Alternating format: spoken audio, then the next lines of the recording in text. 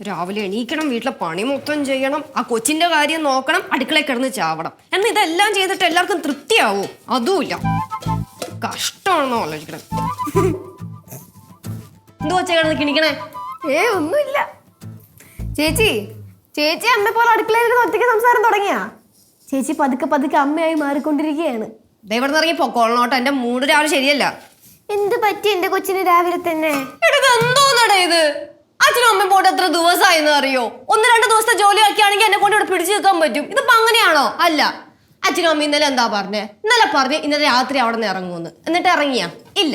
പിന്നെ പറഞ്ഞ് ഇന്ന് രാവിലെ ഇവിടെ നിന്ന് ഇറങ്ങുമെന്ന്. എന്നിട്ട് എവിടെ? അത് കഴിഞ്ഞപ്പോ പറഞ്ഞ് 10 മണിയാകുമ്പോ ഇവിടെ എത്തുമെന്ന്. നീ നോക്കിക്കോ, വൈകുന്നേരം അതിൽ എത്താൻ പോണില്ല. എന്നാ പിന്നെ അച്ഛനമ്മേന്ന് വിളിച്ചു നോക്ക്. എന്തിന്? എന്നെ കൊണ്ടൊന്നും മയ്യ കിടന്ന് വിളിക്കാൻ. അല്ലെങ്കിൽ അച്ഛൻ ഇത് സ്ഥിരം ഉള്ളതാ. നെയ്യാറ്റിങ്ങനെ പോയി കഴിഞ്ഞാൽ എല്ലാം മതി പറഞ്ഞ് അവിടെ നിന്നോളും. ചേച്ചി അങ്ങനെ പറയല്ലേ കേട്ടാ. അച്ഛൻ വല്ലപ്പോഴും അല്ലേ നെയ്യാറ്റിങ്ങനെ പോകുള്ളൂ.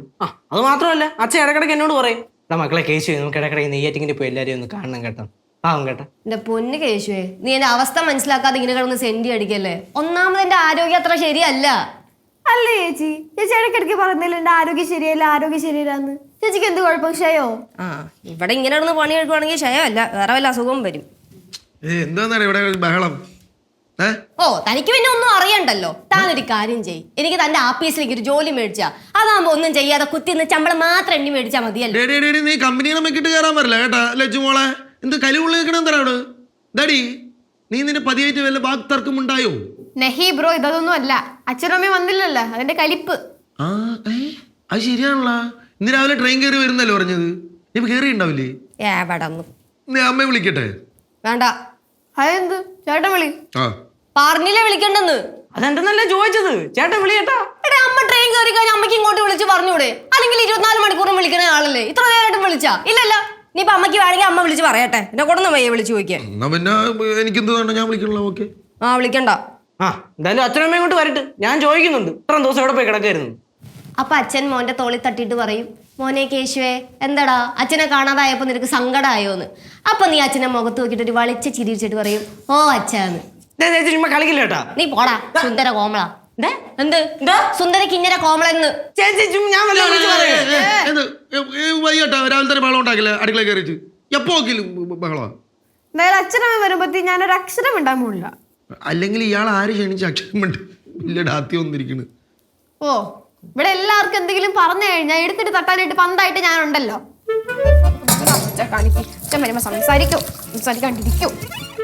ഹലോ, ഇതിനെന്തൊരു പെട്ടെന്ന് പറ്റിയത്? അല്ല, അവള് പറഞ്ഞാലും കാര്യമുണ്ട്. അവസാനം അവൾക്ക് തന്നെയാണല്ലോ കൊട്ടേഷൻ പോണത്. So sad. അതെ, ഇപ്പൊ എന്തായാലും അവരൊന്ന് വിളിച്ച് ചോദിച്ചാൽ എന്റെ ദൈവമേ, ഈ വീട്ടിൽ പറഞ്ഞു ഞാൻ പോണ്. എന്തോന്നടി? എന്ത് ഉള്ളാരല്ല പറഞ്ഞേ? അതെ അതെ അതെ, ഒരു ചായ കിട്ടുവാ? ഇല്ല, ചായ ഒന്നുമില്ല, വേണമെങ്കിൽ ഇട്ട് കുടിക്ക്.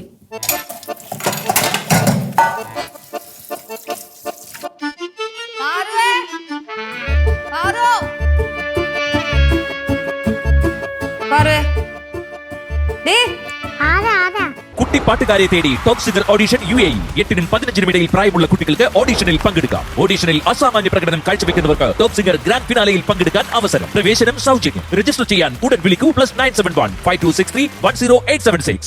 അയ്യോ അയ്യോ, എന്ത് നല്ല അഭിനയം! ഇങ്ങോട്ട് നോക്കിക്കേ. നിന്നെക്കാളും നല്ല അടിപൊളിയായിട്ട് ഇവിടെ അഭിനയിച്ച് തകർത്ത ആളാട്ടാ ഞാൻ. എന്റെ അടുത്ത് അടവ് കാണിക്കരുത്. എന്താ ഇവിടെ ഉറങ്ങണേ? എന്റെ പൊന്നോ, എന്തൊരു ക്ഷീണം! ഇവിടെ മല മറിക്കണ ജോലിയാണല്ലോ. കുഞ്ഞാ, നിന്റെ അടുത്ത് ഞാൻ പറഞ്ഞിട്ടുണ്ട് എണീറ്റ് കഴിഞ്ഞാൽ ബാത്റൂമിൽ പോകണം, അതുപോലെ തന്നെ കൈയും കാലും മുഖമൊക്കെ കഴുകണം എന്നൊക്കെ. പല്ല് തേച്ചാ നീ? ഇല്ല. ഞാൻ പറഞ്ഞിട്ടില്ലേ കുഞ്ഞിന്റെ അടുത്ത് മുഖം കഴുകണം, പല്ല് വെക്കണം എന്നൊക്കെ? പറഞ്ഞിട്ടുണ്ട്, പക്ഷെ നിങ്ങളാരും ചെയ്യുന്നില്ലല്ലോ. അടുക്കളയിലെ ചർച്ചയൊക്കെ കഴിഞ്ഞാൽ എല്ലാം കൂടി ഇവിടെ ഒന്ന് കൂടിയാ, അടിഞ്ഞു കൂടിയാ. എന്റെ പൊന്ന് ചേട്ടാ, ചേട്ടൻ അറിയാലോ ഈ കൊച്ചു കഴിച്ചില്ലെങ്കിലും കുടിച്ചില്ലെങ്കിലും ടെൻഷൻ മൊത്തം എനിക്കാ. അയ്യോ, ചിരിക്കണ ശരിയുണ്ടോ? എന്റെ കാര്യം നോക്കുന്ന മുത്താണെങ്കിൽ ലജ്ജി ചേച്ചി. മുത്താണല്ലേ ചേച്ചി? അന്ന് എന്നെ മുത്തു ബാ. പയ്യനൊക്കെ ഒടിഞ്ഞു തൂങ്ങി അങ്ങ് വീഴും. ഇതാ കേശുവിനുള്ള കോളാ. അതിനോട് വിളിച്ചേ. കേശുടാ, നിനക്ക് കോള്. എന്റെ പൊന്നെ, ഞാൻ ഇപ്പൊ ഓർത്തേ ഉള്ളു. ആരെ വിളിക്കണേ? കൊടുക്കണി. എന്നാ ഉച്ചേച്ചി. ഉച്ചേച്ചിയാ? ഹലോ ഉച്ചേച്ചി. ഓ, ചേച്ചിയുടെ കാര്യം ഞാൻ ഇപ്പൊ ആലോചിച്ചുള്ളൂ ചേച്ചി. ഓ, ഞാൻ ഇപ്പൊ അങ്ങോട്ട് വരാം. ഇന്ന് വിളിച്ചെന്ത് ചേച്ചി? അത് ഇന്നലെ വന്ന സർട്ടിഫിക്കറ്റ് 6 രൂപയ്ക്ക് വന്നത് ഞാനിവിടെ ഒരു പേപ്പറിൽ എഴുതി വെച്ചിട്ടുണ്ട് ചേച്ചി. ഓ അതാ ഫയലിനകത്ത് ഇരിപ്പുണ്ട് പേപ്പർ. ഫയൽ എവിടെ ഇരിക്കണമെന്നാ ചേച്ചിക്ക് അറിഞ്ഞൂടെ ഫയൽ എവിടെ ഇരിക്കണമെന്ന്? അല്ലാത്ത കഷ്ടം തന്നെ ചേച്ചി. ഞാൻ ഇപ്പൊ അങ്ങോട്ട് വരാം. ഓ ശരി. ശരി ചേച്ചി. എന്തോന്നരേ സാറേ, ഭയങ്കര സീരിയസ് ആണല്ലോ ടോക്ക്. ഇടീ നമ്മുടെ സേവാകേന്ദ്രത്തിന് ആൾക്കാരുടെ ഭയങ്കര ബഹളം, തിരക്ക്. എന്താ ചേച്ചി? അവരൊക്കെ പറയണേ അല്ല, ഈ പെൻഷൻ വിതരണം നടക്കുമല്ലോ, പുതുക്കിയല്ലോ പെൻഷൻ വിതരണം. അപ്പൊ അതിനുവേണ്ടി എല്ലാവരും ഈ വരുമാന സർട്ടിഫിക്കറ്റിന് വേണ്ടി കിടന്ന് ഓട്ടം. ഈ പെൻഷൻ വിതരണം അവർക്ക് പെൻഷൻ കിട്ടണമെങ്കിൽ ഈ വരുമാന സർട്ടിഫിക്കറ്റ് അവിടെ കൊടുക്കണം, എന്നാലേ കിട്ടൂ. ഈ വരുമാന സർട്ടിഫിക്കറ്റ് കിട്ടണമെങ്കിൽ ചേട്ടാ ഈ വരുമാന സർട്ടിഫിക്കറ്റ് കിട്ടണമെങ്കിൽ ഞങ്ങൾക്ക് വില്ലേജിൽ നിന്ന് കിട്ടണം. ആ സമയത്ത് ഞങ്ങൾക്ക് കിട്ടിയാലേ ഞങ്ങൾക്ക് അവർക്ക് കൊടുക്കാൻ പറ്റൂ. ഇതൊക്കെ ആരോട് പറയാൻ, ആര് കേൾക്കായി? പണ്ട് റേഷൻ കട നടത്തിക്കൊണ്ടിരുന്ന ആൾക്കാരുടെ അവസ്ഥയാണ് ഇപ്പൊ ഈ ജനസേവന കേന്ദ്രം നടത്തുന്ന ആൾക്കാർ. റേഷൻ വരാൻ കുറച്ച് വഴി കഴിഞ്ഞാൽ തെറുവിളി മൊത്തം റേഷൻ കടക്കാരനാണ്. ഇപ്രാവശ്യം റേഷൻ ഏരിയയിൽ കൂടുതൽ വന്നതും പച്ചരിയാണ്. പച്ചരി വെന്ത് കഴിഞ്ഞാൽ അറിയാല്ല, ഒരുമാതിരി കുഴയാന്നിരിക്കും. നാട്ടുകാരുടെ പ്രശ്നം ആര് കേൾക്കായി? എന്തുവാടെ നീ ഇപ്പൊ വന്നു എല്ലാവരും ഭയങ്കര ഡീപ്പ് റൂട്ട് ആയിട്ടാണല്ലോ സംസാരിക്കണത്. ചേട്ടാ ഞാനൊരു പൊതുപ്രവർത്തനാണല്ലോ, അപ്പൊ പിന്നെ അതൊക്കെ ആലോചിക്കണ്ടേ. കേശുവേടാ, നീ ഇലക്ഷന് നിൽക്കണം. ആദ്യം പഞ്ചായത്ത്, പിന്നെ MLA, മന്ത്രി, അങ്ങനെ അങ്ങ് പോണം. തമാശ പറയാനാണ്, സീരിയസ് ആയിട്ടും ആ സാധ്യത തള്ളിക്കളയാൻ പറ്റൂല. എടി എന്റെ റൂട്ട് അതല്ല. ഈ പൊതുപ്രവർത്തകൻ എന്ന് പറഞ്ഞ രാഷ്ട്രീയക്കാരെ മാത്രമല്ല കേട്ടാ. ഈ പൊതുപ്രവർത്തനം ചെയ്യാനും പൊതുജനങ്ങളെ സേവിക്കാനും ഒരുപാട് വേറെ മാർഗങ്ങളുണ്ട്. അത് ശരിയാണ് കേട്ടോ. ഈ മനസ്സിന് നന്മയുള്ളവർക്ക് എല്ലാവരെയും എപ്പോ വേണമെങ്കിലും സഹായിക്കാലോ. അതുപോലെ തന്നെ ഈ പെൺപിള്ളേരെ സഹായിക്കാനുള്ള കേശുവിന്റെ വിശാല മനസ്സ് അത് നമ്മൾ പ്രത്യേകിച്ച് പരാമർശിക്കേണ്ടിയിരിക്കുന്നു.